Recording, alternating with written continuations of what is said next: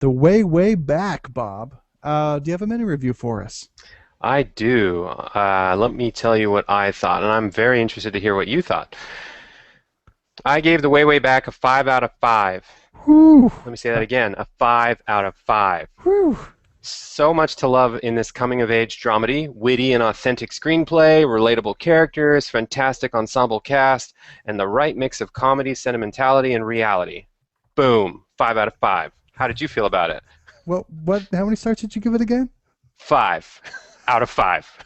Uh, wow. Okay, here's my mini review. Good acting, plenty of humor, and just plain enjoyment in this coming of age story where the coming of age was, however, the weakest part. 4 out of 5. Oh, only 4?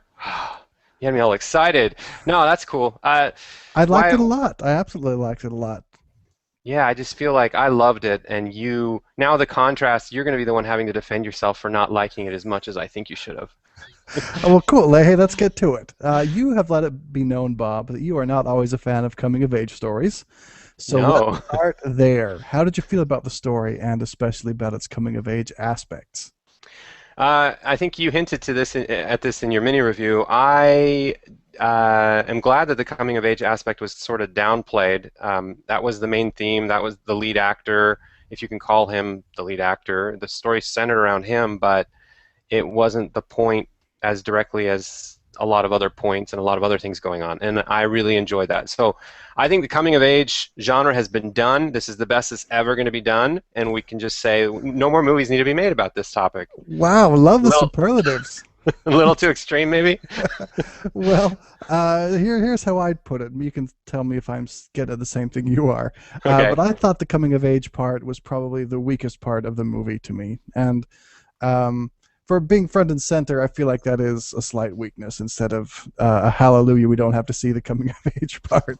But at first, Duncan, the main character, seems shy and unconfident and dorky, and then he transforms into a more confident guy. But I'm not sure we really saw what got him from there to here as much as we saw that it did happen. I don't know if that makes sense. We saw a few things, though, certainly. Also, there's a lot more to becoming a grown up than just gaining confidence. And we saw a little bit of him making grown up choices, but not enough in my mind. I was hoping for more. If it was going to be coming of age, I was just hoping for a little more robust coming of age component. Yeah, fair enough. Now I'm processing that on the fly because you make some good points, but for some reason they don't matter to me. Like the movie was just this is what I see movies for is to find movies like this. It was so enjoyable, so refreshing. It was very well paced. I loved the character interactions. I thought that the dialogue was snappy. Sam Rockwell's character especially, I think there's a potential Oscar nom for him. If not, I'd be disappointed. Um, this was a a very conversational movie. Just a lot of back and forth for being a coming of age about a kid who's kind of a loner and off on his own. His parents don't get to see what he's doing a lot of the times, but he's interacting with some pretty quirky, fun people, right? Absolutely, and that's the part that I loved. Everything other than the coming of age story part.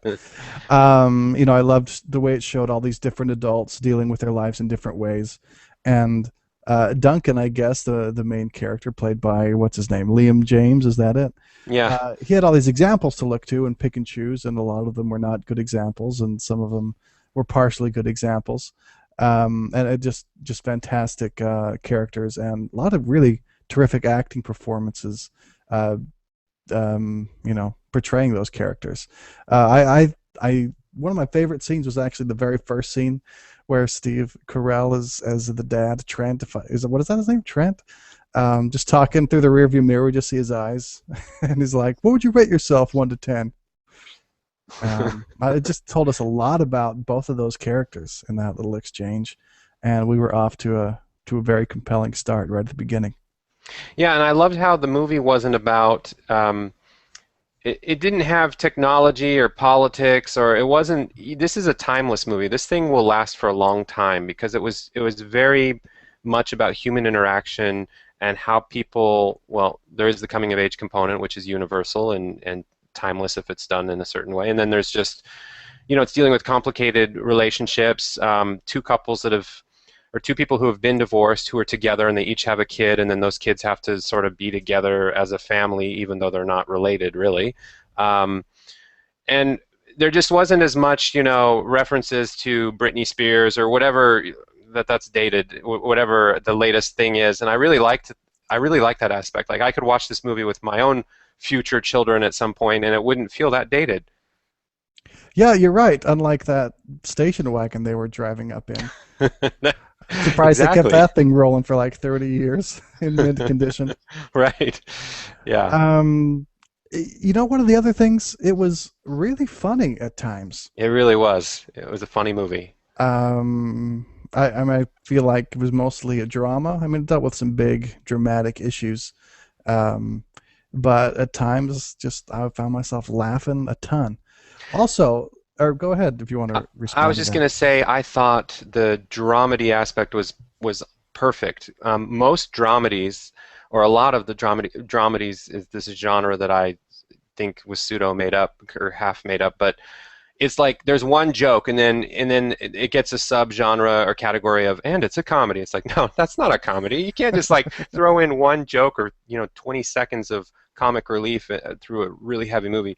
This movie has the formula right. It felt like 50-50 for me. It's half a drama with dealing with some heavy themes, but not overbearingly so, and then half a comedy that's really funny. It's not a complete comedy. You're not laughing out loud the whole time, but when it wants to be funny, it nails it pretty nicely in between the drama points. Yeah, I agree. It had both really well done. Let me know what you think about this one. Um, it also got fairly sentimental and emotional. Um, I don't know. Maybe I was just in the mood to be emotional or to succumb to sentimentality.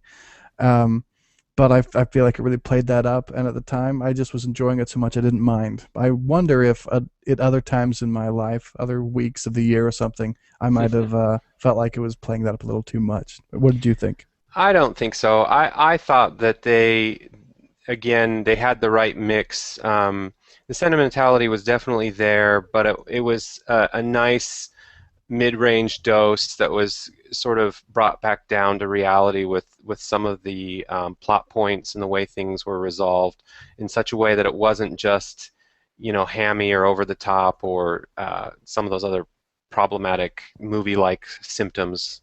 I thought it was great. I really connected with it when it was sentimental.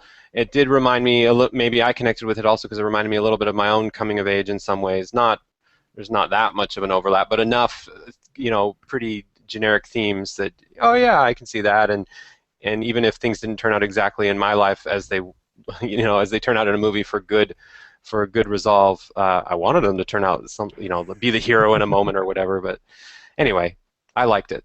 Let's talk about the cast. What did you think of Liam James as who you probably have to call the main character, even if he had like sixth billing or something like that? Yeah, I loved the cast, and I thought he did great. He uh, he had these quirky moments where he had to kind of dance or show that he's a awkward 14-year-old boy, and I felt like maybe it wasn't that much of a stretch, or either that or he's a brilliant actor. But he played the part very well. And by the end, he did have a little more confidence, but I don't think it was like such a night and day difference. So I think there was some subtle things that he did to show just the way he walked. Um, Sort of Hmm. improved slowly throughout the movie, but it wasn't just a shock like he's a big, football playing sort of superstar by the end or anything. But Well, he was comfortable telling those girls to hold, yeah, hold hold. hold some more. Just keep holding. That seemed to be nice boost of confidence there. Right. Yeah, I thought he did pretty well. He did what was asked of him mostly. Like I say, I feel like that was partly, I don't know. I guess I'm trying to say that the weakest part still him becoming a man or a grown up or whatever. But I liked him.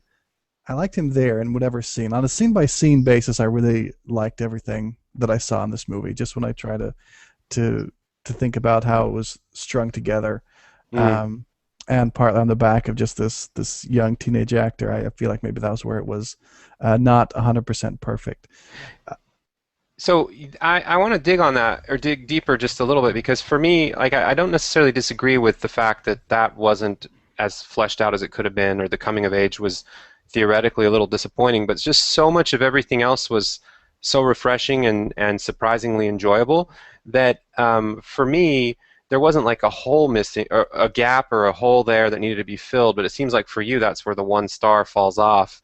And I'm wondering why that was, why that it's coming across like that was really important to you, to not see that develop as well as it could have. For me, everything else made up for it and then some, but maybe not so much for you.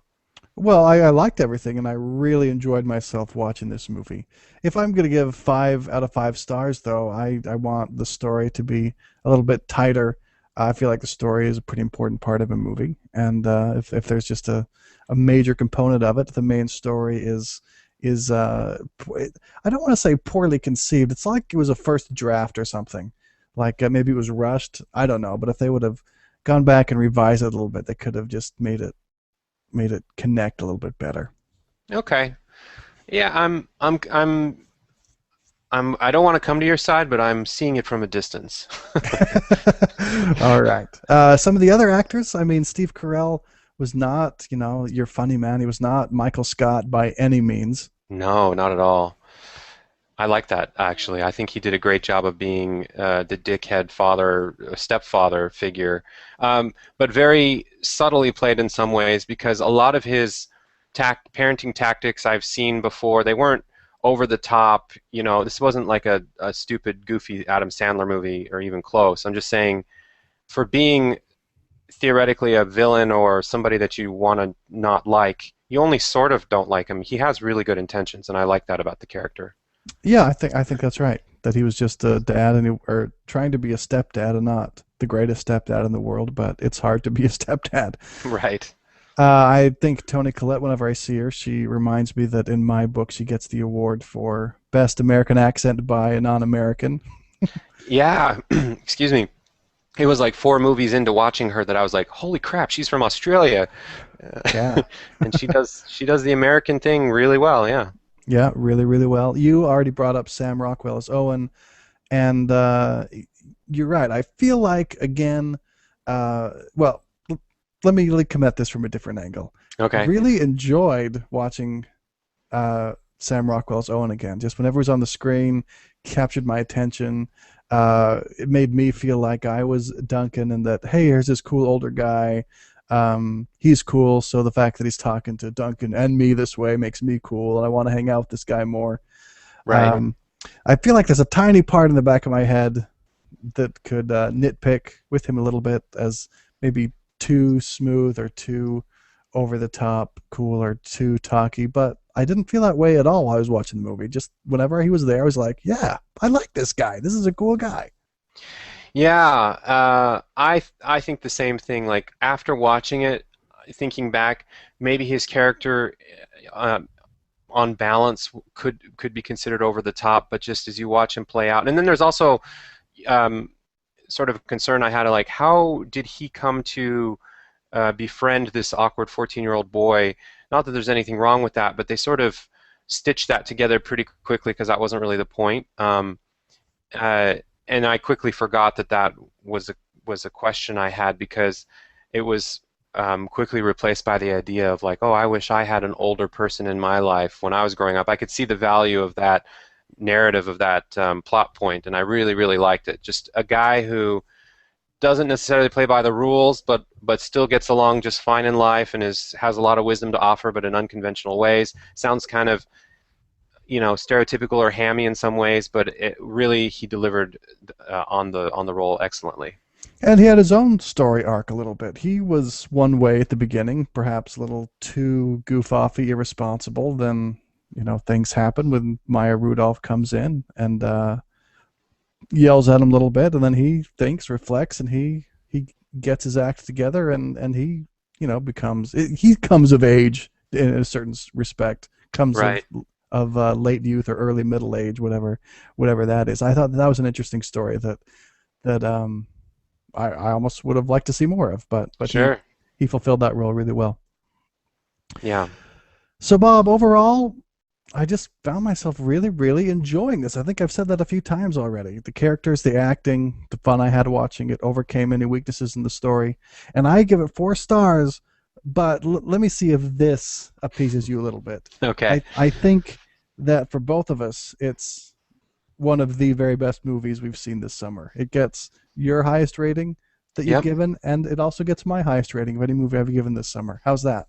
I like it. I like where we're going. I think it is at the top of the list for potential Oscar candidacy. It's also an indie movie, and I hope it gets taken seriously. I hope it's not like one of these indie movies that for whatever reason I don't know the rules very well gets overlooked and doesn't get considered with all the other mainstream stuff. But I feel like I don't think it's the rules. I mean it's politics. You promote your movie, and if you have a yeah. budget for that, then you have a budget for that. If not, then it can get lost. Not to pop quiz you or anything, but what are some of the indie acting award successes recently? It's pretty hard for a smaller budget movie. This isn't tiny budget, but it's certainly not a big blockbuster.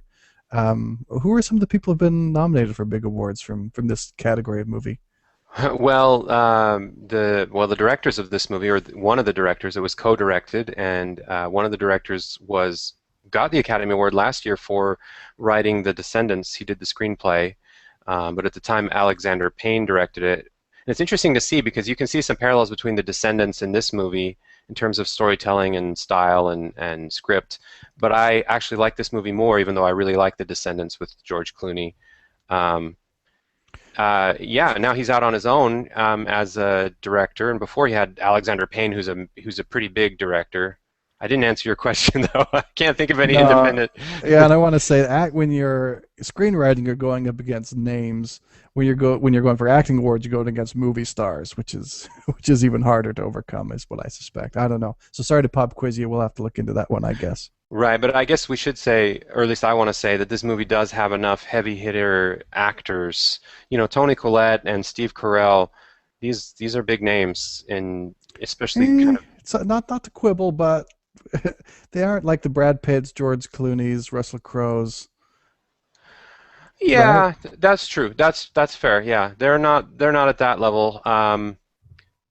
And I don't know that either of them have won any Academy Award or even been nominated, to be honest. But I don't know. I feel like this could be the breakout, crossover for some of these names they've been consistently in a lot of good movies, is what I'm trying to say. And I recognize them, and even if they're not at the Brad Pitt level, but we'll see where it goes.